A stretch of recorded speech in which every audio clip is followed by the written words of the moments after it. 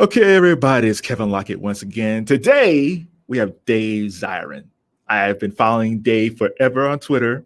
He is one of my heroes. It's him and Ralph Wiley. That's the list. Oh my God. And I Let's love look Ralph. at him right No one's now. better than Ralph. I love Ralph Wiley so much. Me too. Yeah, he's fantastic. So today we are talking about Jim Brown. Dave wrote a book entitled Last Man Standing about Mr. Brown back in 2018. And I wanted to do our best that we can to unpeel the layers of Jim Brown because he was a very complex man. Dave, how are you doing today? Oh, great. I mean, it's been very busy. As we were talking before we went on air, when someone of the stature of Jim Brown passes away, there's almost like a race to set them in cement and have them as a fixed human being for the future. And when you have someone like Jim Brown, it's very difficult to do it in a soundbite or even a Facebook post. And one of the reasons for that, of course, are the admirable, the laudable, and the far more difficult sides of Jim Brown to reckon with. But another reason for that is, honestly, he led 5 different lives. I mean, you can write a book just about his athletic career, just about his work in the Black freedom struggle, just about his politics, just about his time in Hollywood, of course, just about the work he's done with gangs, and also just about his relationships with women and his personal relationships. And that's just tip of the iceberg stuff. And I said like half a dozen different things. It's true because when I was compiling questions for a conversation, it's like, man, where do I start? Because there's so much to ask. So let's start at the beginning. So I'll try to fill in the blank. So Jim was raised off this place initially that I never heard of, St. Simon's Island, which is off of Georgia. Mm-hmm. He's raised by his great grandmother. He always felt abandoned by his mom. When he was old, I believe his mom sent for him to live with her in Great Neck, Long Island. But he had a bad relationship with her. And his father, Swinton, was a boxer, and he barely saw his father. So if we take St. Simon's, Long Break, New York, in Long Island, his mom, Teresa, and Swinton, how did all this stuff comes together to become the man who was Jim Brown?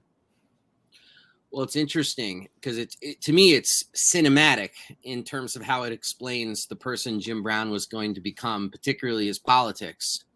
Because St. Simon Island, where he was born, is one of those areas of the country, particularly in Jim Brown's first decade of life when he lived there, which is the mid-1930s into the mid-1940s.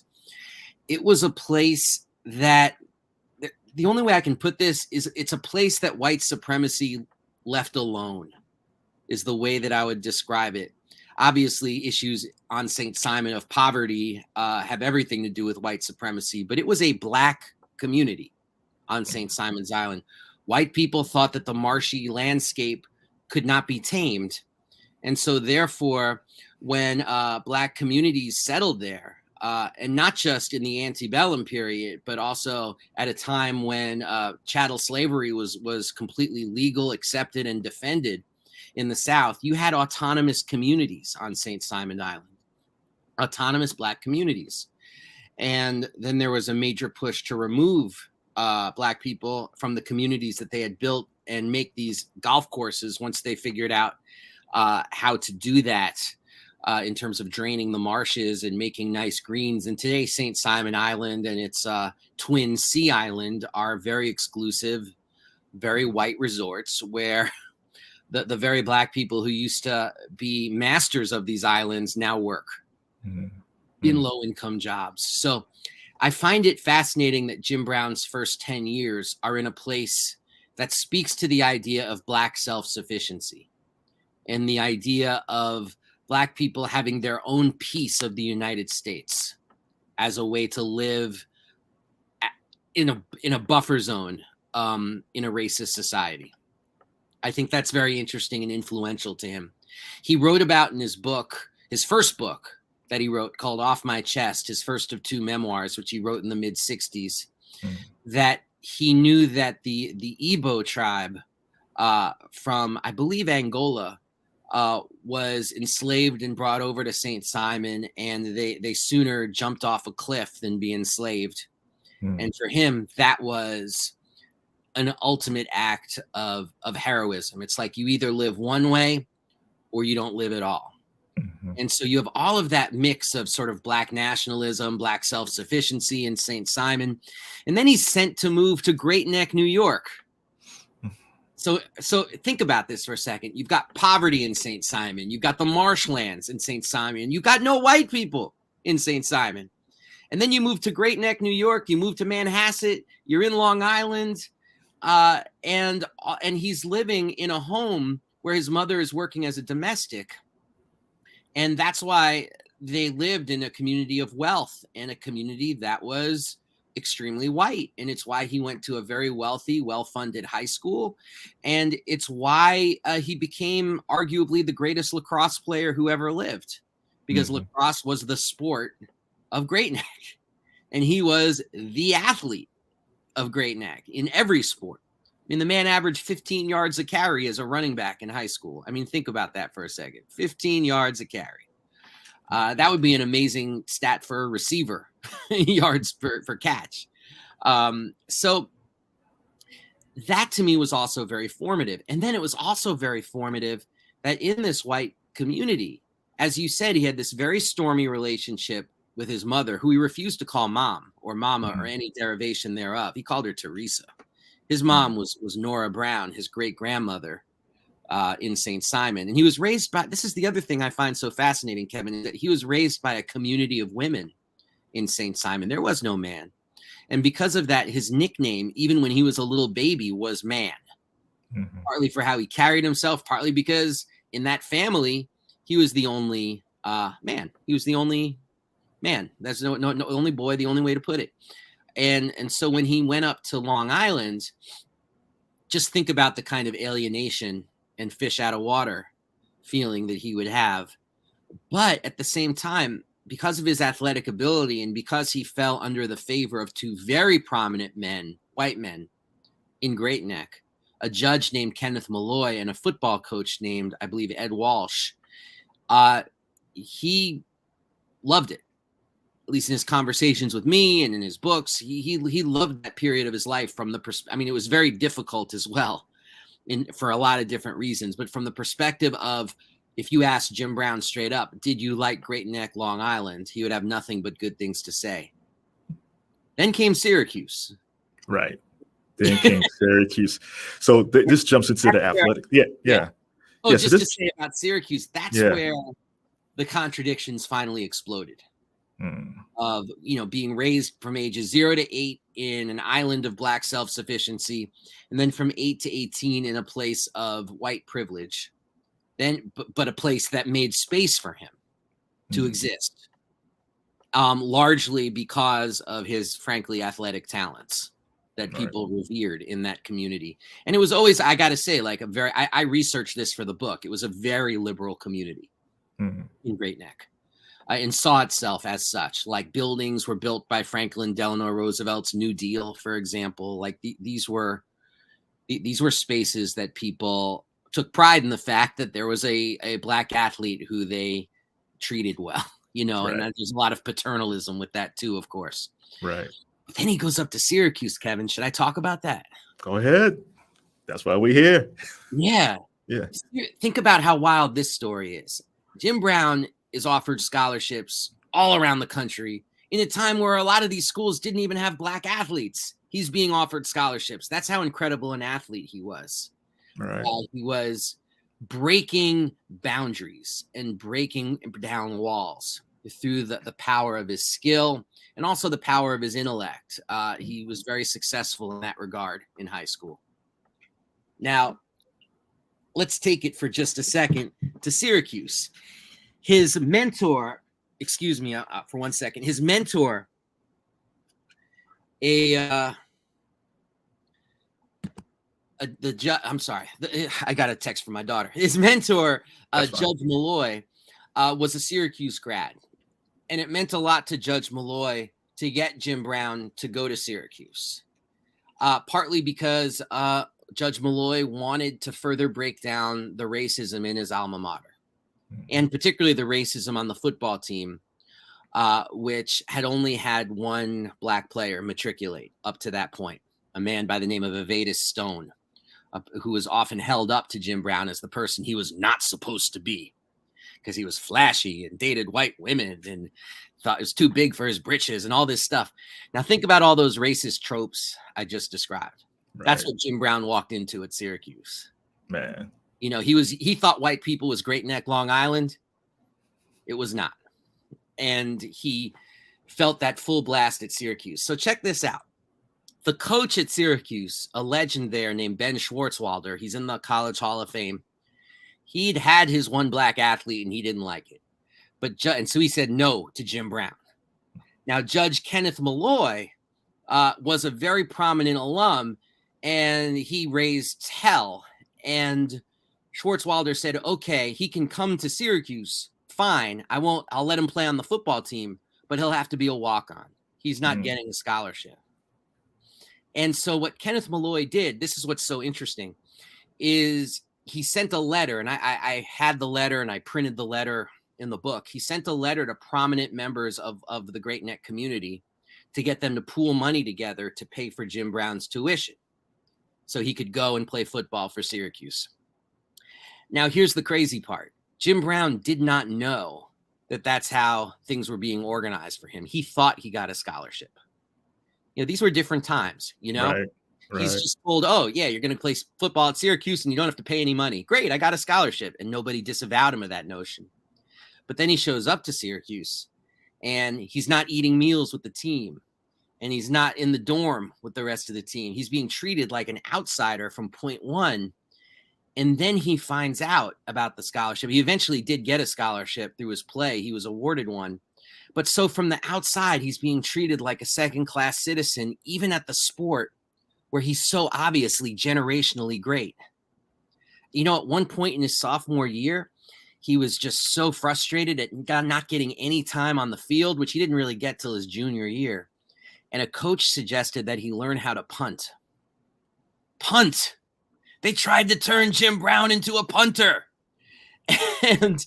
But it's so interesting because you know a lot, Kevin, about the 1950s and about how there were generational shifts in attitude that were being wrought by both the civil rights movement, the Black freedom struggle. Like so much was happening beginning to happen in the 1950s, that there was this different perspective about Jim Brown at Syracuse from the students who were, and I'm not exaggerating, it was like a 99% white school at this time.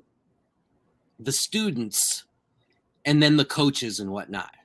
The coaches disrespected him for basically 3 years. The students knew how good he was because he was so amazing at lacrosse, so amazing at hoops. They knew they had a world-class athlete at their school. So they would be chanting, "We want Brown." And they called him touchdown or first down Jimmy Brown. And so he was like this, it's so interesting. He was like this revered athlete and he wasn't even getting on the field. That's crazy. Isn't that crazy? I mean, that's something that Jim Brown, I think, to his last day would smile and shake his head about, although he had very difficult time shaking his head because of the accumulation of the sport of football, moving his head from side to side. But, you know, he just couldn't believe they said that to him. Punt. Learn how to punt.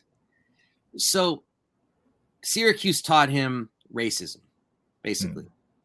Taught him what it was, taught him what it felt like, and really taught him for the first time about what it would feel like to be treated like something less than a man. That was new. And one could argue it arrived very late compared to a lot of black men of his generation, precisely because of that very unique circumstance of growing up, first in St. Simon and then in liberal Great Neck. So that changed him. And it also set him on a course that I think defined his whole life, which is this kind of, like, you know how when you touch a hot stove and you have to move your hand away real quick, you know, like he became the hot stove if anybody questioned his masculinity. Right. Like the fire would come in his eyes. And in my book about him, I chart him speaking about being treated like less than a man and about how he would never put up with that. He's speaking those politics in his 20s, 30s, 40s, 80s. You know, that was a running thread. And sometimes that could be really progressive and forward looking. And sometimes that could be very toxic. But it was all rooted in this idea that his masculinity in a racist society was constantly under threat. I'm going to jump ahead because I was going to talk about the athletic part, but I'm going to jump ahead to the Black Economic Union. Now, today we have a lot of athletes. They do a lot of things. Like Donovan Mitchell's with the Cavs now. He does a lot of great things for New York. Myles Garrett's in Cleveland. He does a lot of things art-wise in Cleveland. And of course, there's LeBron, because I'm here in Akron. He has the I Promise School. But the one thing I wish all these guys kind of did was a Black Economic Union, because that was very crucial in creating economic development for Black businesses, which is actually as needed now as it was back then. And it was such an interesting idea. And even though it didn't take off or last, and this was much to Jim Brown's chagrin, take root with the next generation of athletes after him, which I believe is the reason why Jim Brown over the next decades and decades would always have very dismissive, contemptuous things to say about athletes and politics.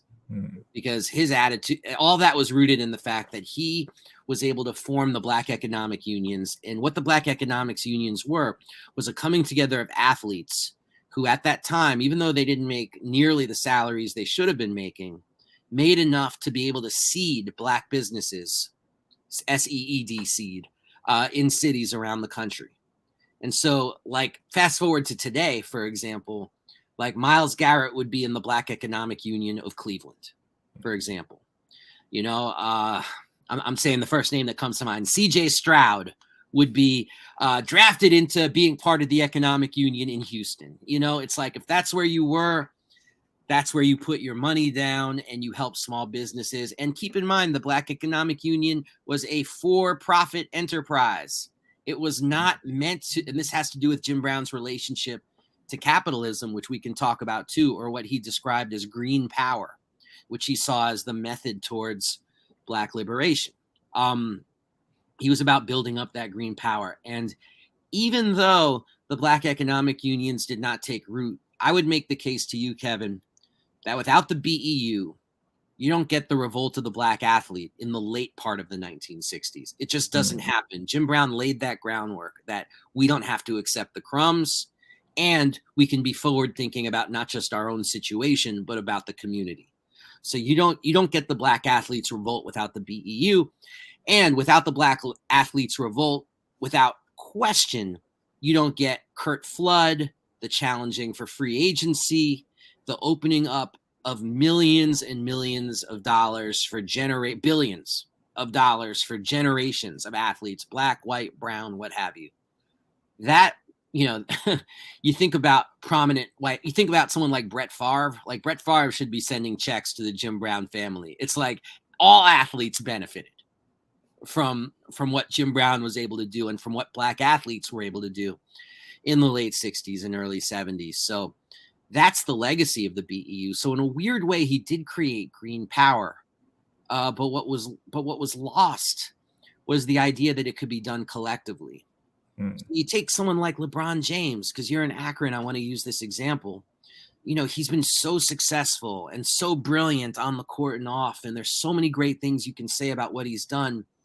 And through effort, hard work, sweat, and money, created the I Promise School in Akron. An amazing accomplishment.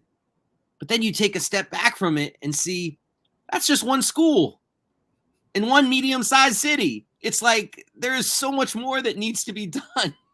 Right. And so, like, Jim Brown, and I think this is one of the lessons from his life that we need to take.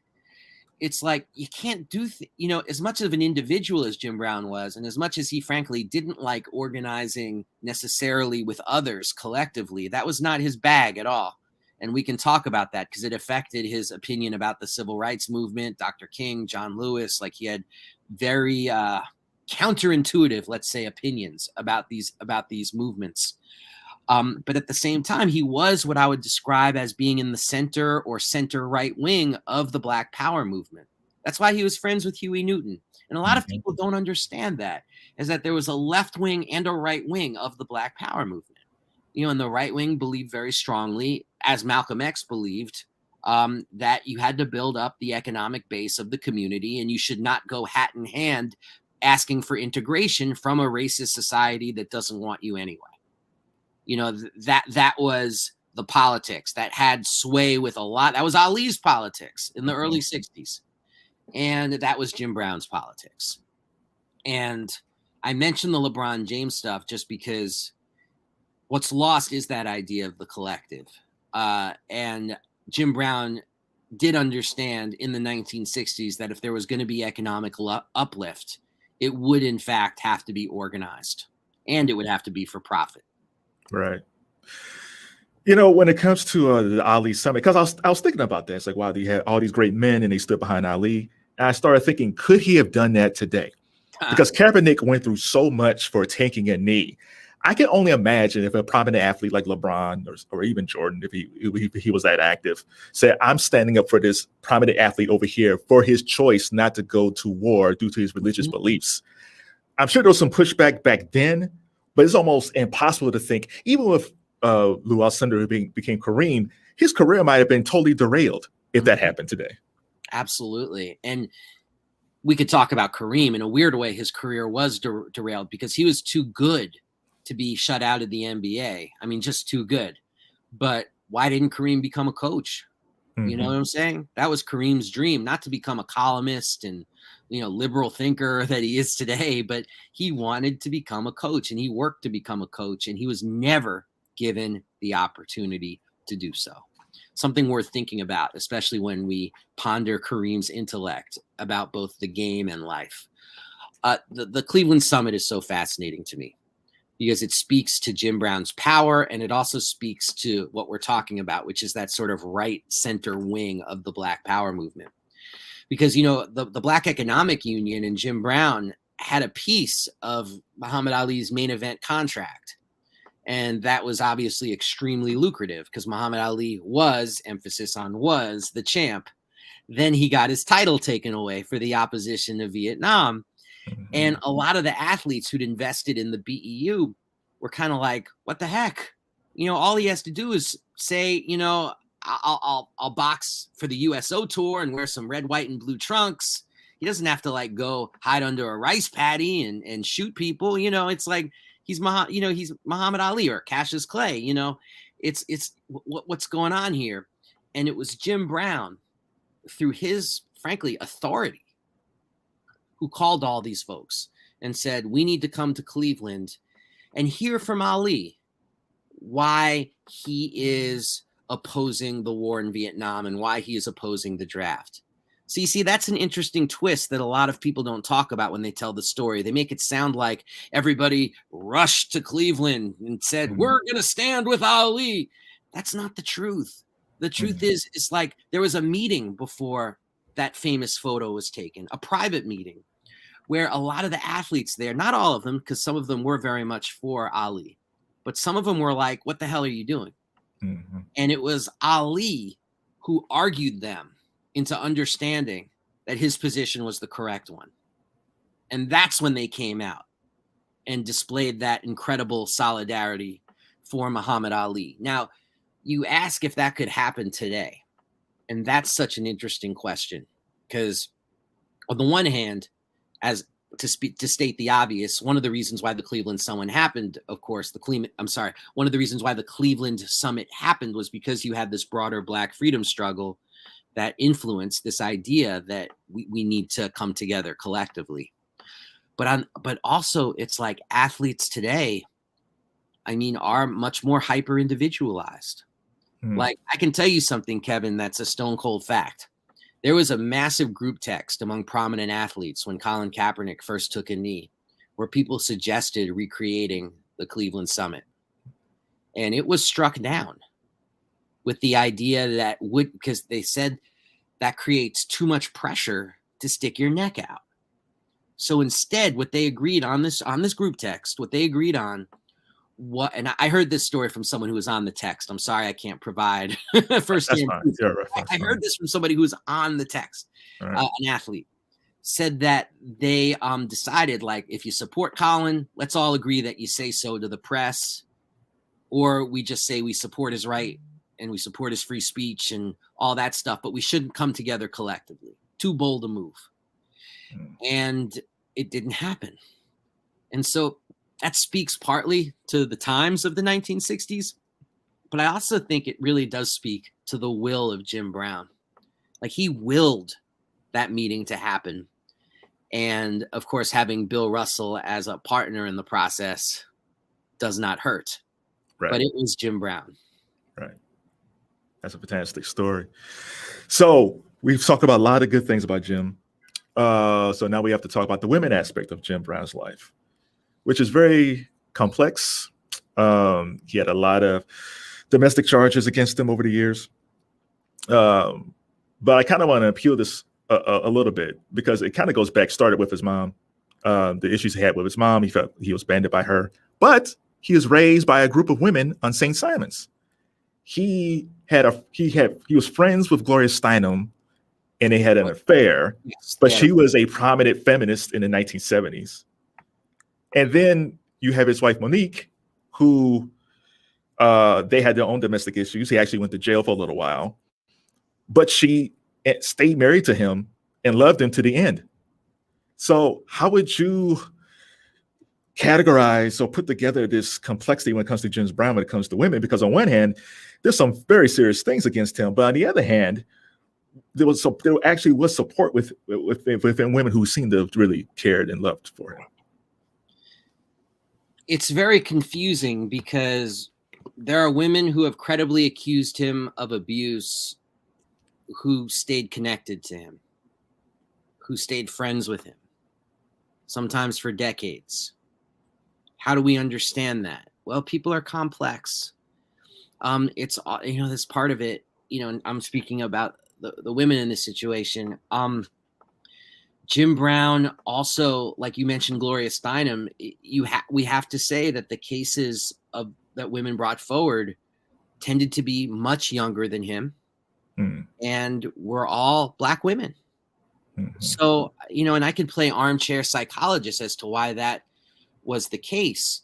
But basically, from the stories that were told in court, from the stories that were told in interviews, it usually involved a woman, a much younger woman, questioning his authority. And that was met with an open hand. And this is behavior that today we condemn and find abhorrent.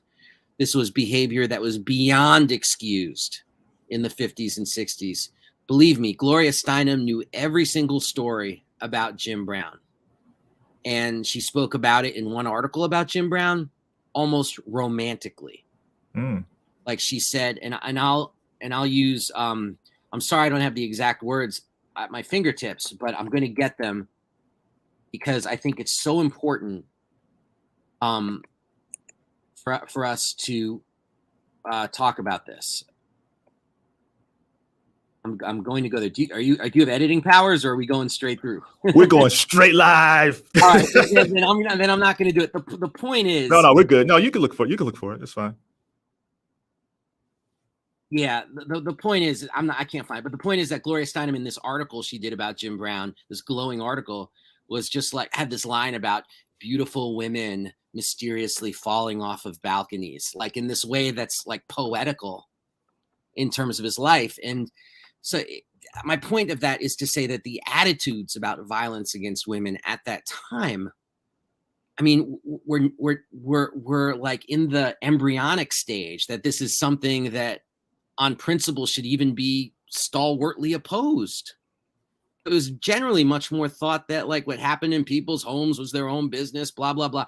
But that changed for Jim Brown when a young teenager named Brenda Ayers accused him of sexual assault in 1964. Then it went to another level. Again, Jim Brown not convicted. And he would say that throughout his life, is to keep in mind, not convicted, not convicted. But again, the same reason why Gloria Steinem glorified it is like these attitudes in the 20th century were kind of prehistoric when it came to these issues. And so things were excused that we would never excuse today. And I think one of the things that we wrestle with, Kevin, and it certainly isn't just Jim Brown, it's a million authors I can mention to you. It's a million musicians I can mention to you. It's, how do we reckon with incredible artists, and Jim Brown was an artist, who do horrible things? And does that mean you reject the art? Or even does that mean you reject the humanity of the individual who may have done these horrible things? And the thing about Kevin, I got to tell you, is that the level of hypocrisy that we engage in sometimes on these questions is pretty profound. Like, people will condemn Jim Brown and then pick up a Philip Roth novel while listening to some Miles Davis. You know what I'm saying? Mm-hmm. Or then they'll read their kids a Roald Dahl book at night, Charlie and the Chocolate Factory. It's like that was part of the rules of the 20th century. And it's so correct that we reject those rules and not excuse those rules. But we do have an obligation to young generations, I think, to explain it so they can understand it. And partly so we don't go backwards, quite frankly, and live with that mindset again. And it's one other thing I want to say about it that's so important is that when Jim Brown would be asked about it, invariably he would speak of it in the language less of regret and more in the language of, I was railroaded because I'm Jim Brown. Mm-hmm. And I studied this stuff deep, like reading reports, court stuff, all this stuff. And I got to say, that expression, just because you're paranoid doesn't mean they're not out to get you. It's like Jim Brown, I think, did much of what he was accused of, and I think they were out to get him. Mm. Like, both those things can be true at the same time. So people were out to tear Jim Brown down, but at the same time, remember, he's in Hollywood. He's a famous actor. He's Jim freaking Brown. He had friends in the LAPD, and the fame industry is the industry that runs Hollywood. So they were able to also make a lot of things go away. Mm. And we have to understand that. And we also have to understand that these aren't rules that Jim Brown wrote. They were just rules that tragically he lived by. Yeah, I tell people all the time that you have to separate these things, because if we knew the truth about everybody that we admire, loved, music, movies, we wouldn't like anybody, because they're all, because a lot of people do a very good job of covering up their illicit past. So, what's funny is I don't want to name the person because it's lame, but this person was agreeing with you, and they said something like, if this happens, the only person we'll be able to listen to is, and he named like this country singer who's known for being really vanilla. And I messaged him back, you need to do a Google on that dude because he was messed up. Yeah,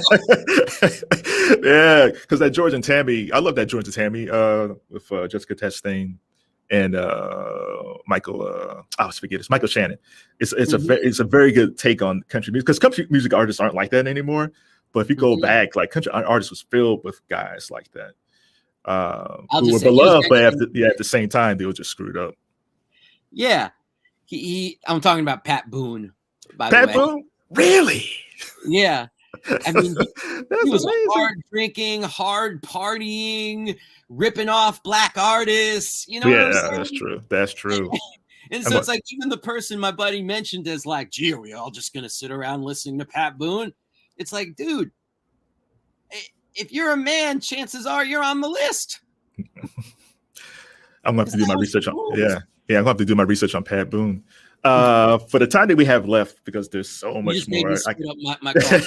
That's my job. I did my job. I made Dave Zirin spit. We don't have that much time left. I still got a bunch of questions, but I'm going to go to the title. Go for it. Last Man Standing. Now, I was going to ask you, what did the title mean at the time when you wrote it?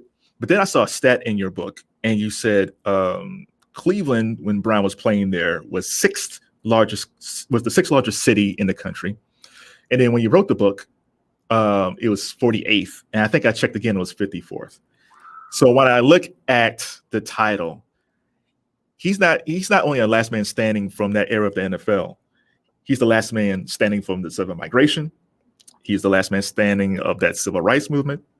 He's the last man standing of that economic engine in the Midwest that, unless something crazy happens with green technology, it will never recapture that type of power again. So that's what I take from that. Not today, but what did you mean from it for it when you wrote that title? I love that's what you took from it.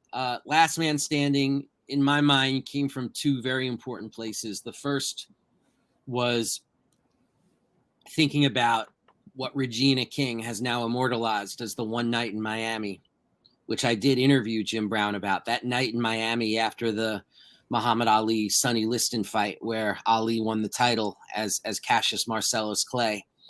Although and it was the day before he announced to the world that he was Muhammad Ali. So he was still Cassius Clay for that one last night.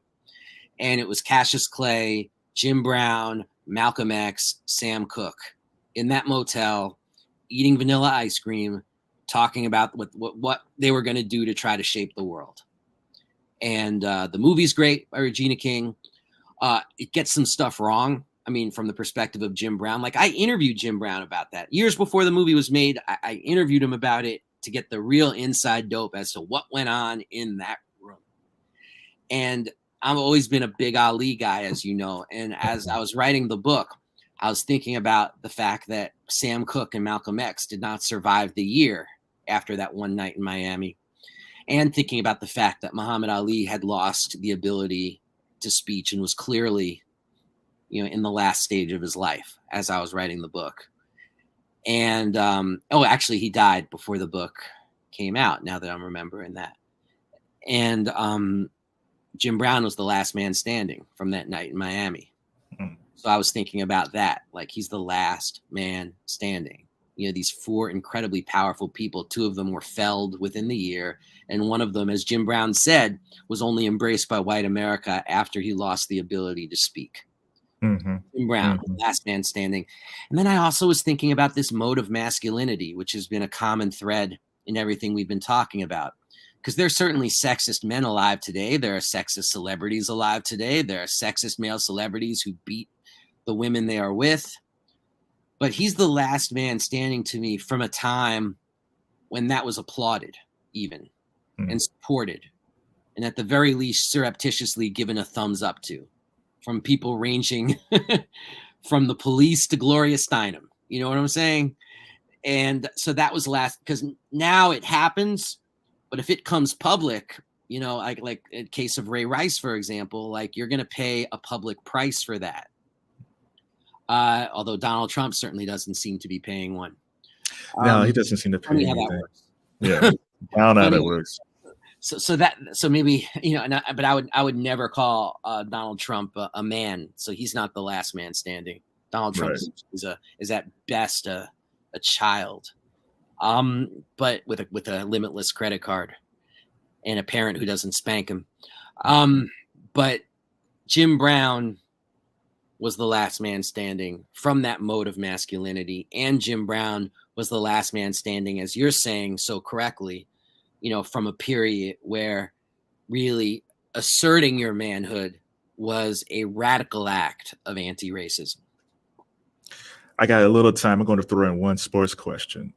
Oh, please. When I was researching this, I was curious. It's like, where did Jim Brown rank on the Millennium Greatest Athletes of the 20th Century? And I was looking at it, and ESPN had him 4th, and AP had him 6th. And it's like, and when I was looking at all the stuff he did, because he won 3 MVPs as a running back, which never happens before. Running backs can't even get 1 MVP. He rushed for 8,000 yards. He rushed 8 times for over 1,000 yards. He almost went to the Olympics for the Melbourne Olympics in 1956 as a decathlon athlete. Mm-hmm. He was the second leading scorer at the Syracuse when he was playing for Syracuse, the second leading scorer on the basketball team, along with playing lacrosse, along with playing football. And he played all these sports in high school. In a lot of ways, when they bring up Jim Thorpe, Bo Jackson's name usually come up. But to be really honest, Jim Brown is probably the closest to Jim Thorpe, even though he never gets that type of credit. Mm-hmm. No, I think you've heard me say it, and I'll say it again. To me, he's the greatest athlete ever that the United States has produced. I don't want to speak internationally because I don't have the knowledge, but the United States, Jim Brown's number one. Now, when I asked Jim Brown that question, he said Jim Thorpe. And when I asked him who was the best team sport athlete, he said Bill Russell. He wouldn't put himself there. I put him there because of as you said it, because of the diversity of sports. He was in a decathlon meet, an NCAA meet while in college. He did not train for it, and he came in 5th. Mm-hmm. An NCAA meet. That's why they asked him to go to Melbourne, to hold off on his football career and go to Melbourne. And he did not do that, but it says something about his athletic acumen for sure.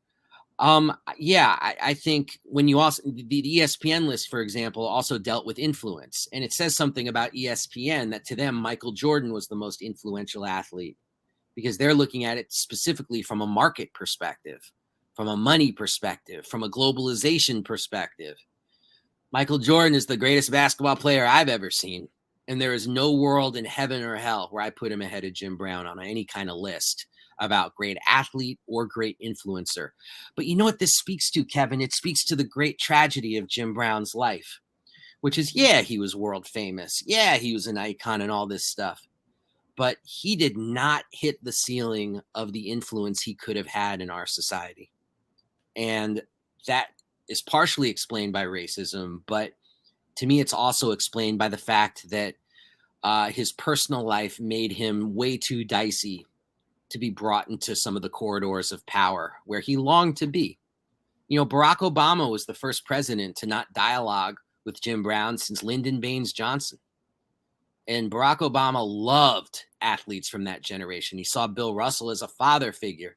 But I felt this great sadness. I'll never forget this in the 2012 inauguration, watching it on TV and seeing Bill Russell sitting there in the front row and not seeing Jim Brown sitting next to him. Why was that? What? Why was that? Why wasn't the...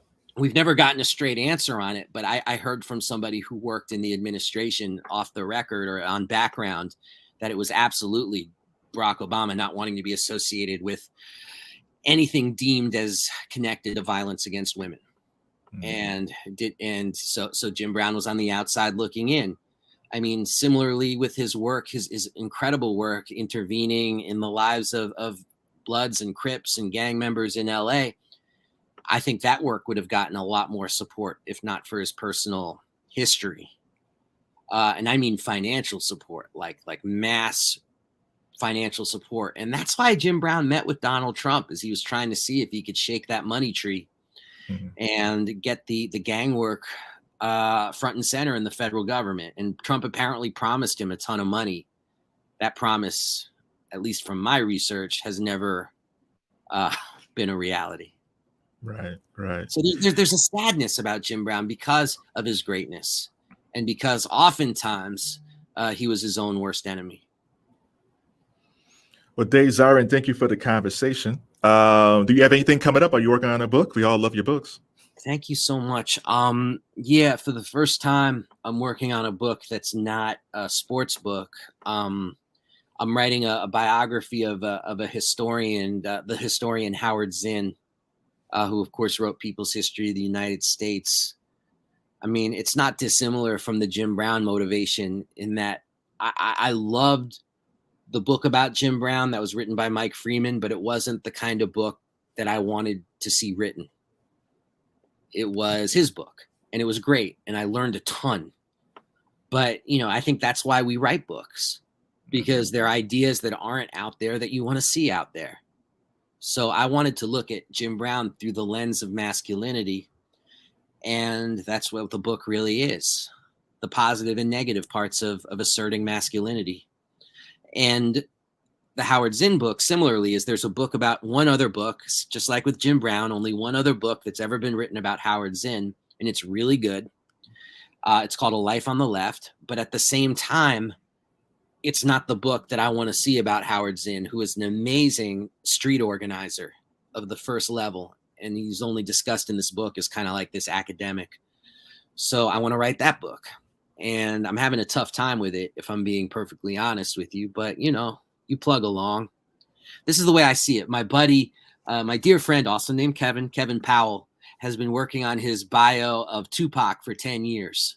Yeah. I've been working on the Zinn book for a year. So I figure as long as Kevin's ahead of me, I'm okay. And one last question. This is just for writers. What was the best advice you ever received for writing or editing? The best advice I ever received from writing is absolutely don't let, and it's a cliche, but it's so true, is don't let the perfect be the enemy of the good. Or as Howard Bryant, in other words, as Howard Bryant, the great journalist, once said to me, he said, when you're a painter, sometimes you have to put the brush down. But then Howard Bryant also says, but just remember, when you put that brush down, it's not yours anymore.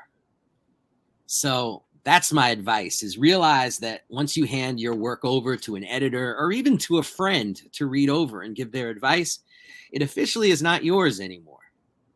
And you got to have that humility when approaching it, is that a book will end up being a collective project. So you need to be humble. And at the same time, I wish every author could work as a journalist, because that's where when you work on deadline, that's when you really learn that sometimes you got to push the food away from the table. Sometimes you just have to be done. And so that's the advice I give, is finish. Because once you finish, oftentimes that's when the journey begins. All right, that's a good way to end our conversation. Dave, why should people pick up the book Jim Brown, Last Man Standing, which has been out since 2018, but now since Mr. Brown's death, people might have a new interest in it?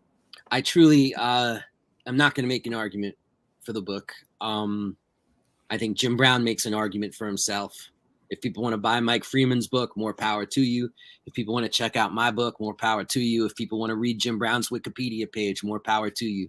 I just hope people take this time to listen to podcasts like yours and educate themselves, because I really do believe that when it comes to Jim Brown's life, we cannot dismiss it because we don't like his attitudes of decades past. And we also cannot genuflect in the face of it and act like he was some kind of walking saint. We need to assess the reality of who he was, because that's the only way we can draw out the lessons. That's a good way to end the conversation. Thanks a lot, Dave. Oh, man. I've been following your Twitter as well, so forever. So this is you just have more money than me. I will trade my tweets. But I love tweeting. So, I try my best to kind of I like keeping people informed. I've always been this way since I was a kid, and Twitter's just another way of me expressing myself. So I hope I can try to keep people informed, and then they can go off and they might disagree with me, but I like to keep people informed because I like being informed. Look, you do Twitter very well. And oh my goodness, I just went to your Twitter page and you've got the Raquel Welch, Jim Brown. Yeah, a good friend of mine do not like that picture, and it's like, you know what? It's a beautiful picture. I love that. I wish I could have had time to ask you about the acting part, but yeah, the whole recording, right? Yeah, we're still recording. Yeah, I wrote about that picture in my book, even because it says something about how.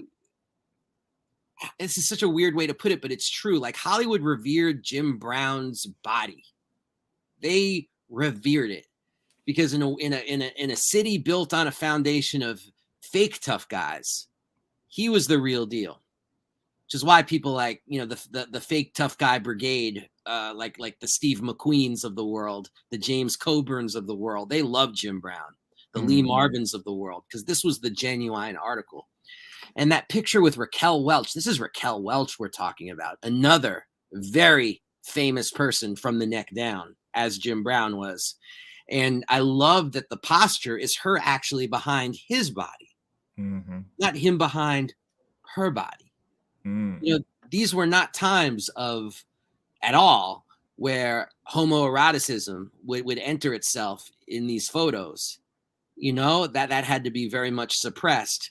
And yet the photographer, who I'm assuming was male, was like, that's the image. It's Brown with Raquel behind him. It just, to me, tells another story about Jim Brown and what he meant to people by the sheer fact of his presence, which is why sometimes people project ideas onto him that are far more progressive than the ideas that he actually had. Because his stature and his presence and his aura was powerful enough that people wanted to line up alongside it. Did he choose to follow the career path he did in acting, or because he was very masculine? Because he wasn't Sidney Poitier. Sidney Poitier was very refined, and kind of safe. And yeah. Great question. In an odd way, he didn't choose acting at all. Acting chose him. He was so handsome, charismatic, famous as an NFL player that Hollywood approached him. Mm. And he did a cowboy movie, Rio Concho or something like that. It was called Rio Concho. And it did well. And that's how he got the Dirty Dozen gig. And, it was off from there. It was a career that never was as big as it should have been. Like he should have been, as one observer said in the late 60s, he should have been the Black John Wayne. Mm-hmm. There was no room in Hollywood for that. Right. Instead, the way they reckoned with Black masculinity in the 1970s was through blaxploitation films. Now, don't get me wrong. Some of those films are classics.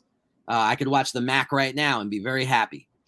But at the same time, we both know a lot of those films were very shoddily made, were very amateurish and not worthy of the talent that was in front of the camera. And Jim Brown was swept up in that as well. I'll make this my last point. Sure. The word that is not used enough when it comes to Jim Brown is savant. Because it seems like to me, whatever he did, I mean, he was great at sports, but it seems like whatever he did, he was really good at it. Mm-hmm. Maybe not great, but he seemed to pick these things up fast. Acting, the economic union, Amer-I-Can, everything. It's just, lacrosse. Like, it just seems like he was just naturally gifted. It just seemed like he had a brilliant mind, whatever. But that he has a brilliant mind for a guy who never is considered that type of person. Which goes back to my point again, that that his intellect should have been something that would have been celebrated, certainly in the last decades of his life. But there was this block, there was this wall that had been created both by changing societal norms and by his own actions that prevented that full embrace from taking place. All right. That's a good way of ending that conversation. All right, again, thanks a lot, Dave. Thank you, sir. Thank you.